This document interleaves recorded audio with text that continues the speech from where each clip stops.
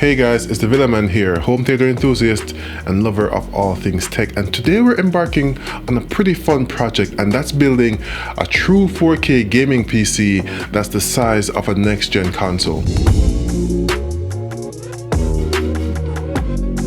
Now, building a PC is one of my favorite things to do, and I really enjoyed this one because it had its own unique challenges, but it was so rewarding in the end. So stick around.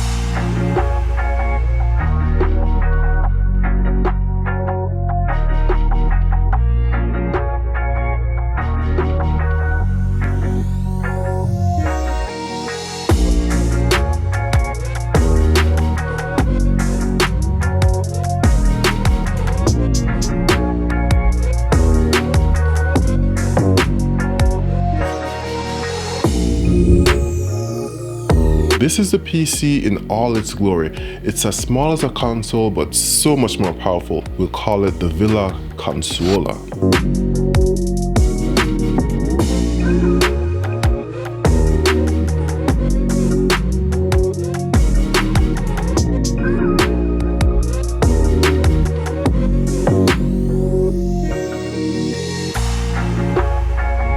So what do you think of it? Now, this is a Mini-ITX PC, and I chose the specific Sliger case because of its dimensions. Now, it's pretty flat and unassuming, so it has a very slim profile, so I can put it from somewhere in a rack to in a TV console or on my desk with my computer or behind the TV. It could pretty much go anywhere and fit right in. Now, I wanted the most powerful CPU that I could get for this use case, so I went with the 8-core Ryzen 5800X, and I went with this GPU, which is a RTX 3080, because that's also a very powerful GPU. Now, these components definitely bring to mind the question of thermals, because the CPU alone is 105 watts TDP. Now, that's why I went with the Alpenphone Black Ridge CPU cooler, because that can handle such a TDP, but it has a very low profile, which is low enough to fit inside the Sliger case. And since I was using the Alpenphone CPU cooler, I had to use low profile RAM because traditional memory is actually too high to fit under the profile of the CPU cooler. But even with all that, thermals in such a small case with such high powered components were still an issue, so I had to actually undervolt the CPU, and that certainly had a huge impact on the overall clock speed of the CPU as well as the performance of the system as a whole. Another issue I ran into was the actual PCI Express 4 bus. Now, the case uses a riser card to connect the GPU to the motherboard, and the riser card is PCIe 3.0 compatible and not 4.0. And as a result, I had to revert to 3.0 in the BIOS, so the PCI Express 4 graphics card as well as the PCI Express 4 NVMe drive are both using a 3.0 interface. That said, the system boots and games load extremely fast.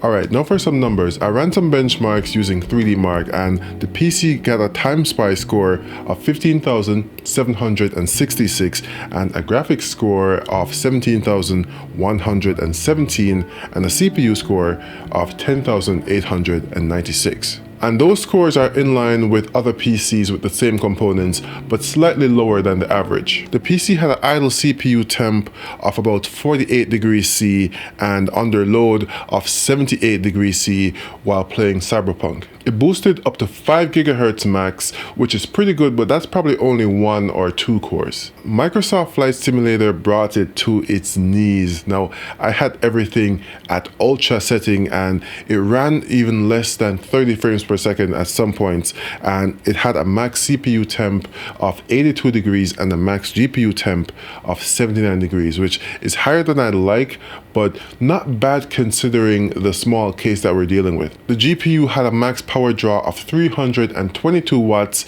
and the CPU had a max draw of 118 watts. So that 750 watt power supply is definitely what I need for this build. The read and write speeds of the NVMe SSD was still very good. It had a sequential read speed of 5 gigabits per second and a sequential write speed of 4 gigs per second. I also tested Cyberpunk 2077 with all the ray tracing goodies enabled as well as DLSS, and it averaged in the 40 to 45 frames per second line, and the game looked absolutely gorgeous, but that performance can be improved with some optimization of the settings. So I'm not especially worried about that, but games like Dirt 5 had a really high frame rate, and older games like Overwatch, which is still one of my favorite games, are really good performance. That averages, say, 400 plus frames per second, which is ridiculous.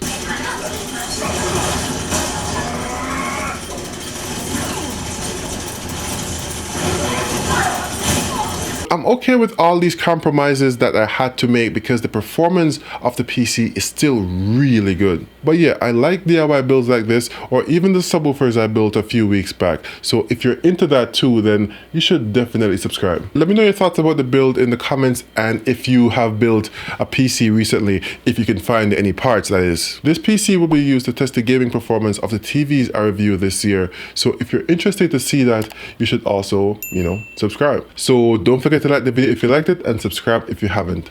Thanks for watching, and until next time, this has been your friendly neighborhood Villaman saying be safe and peace.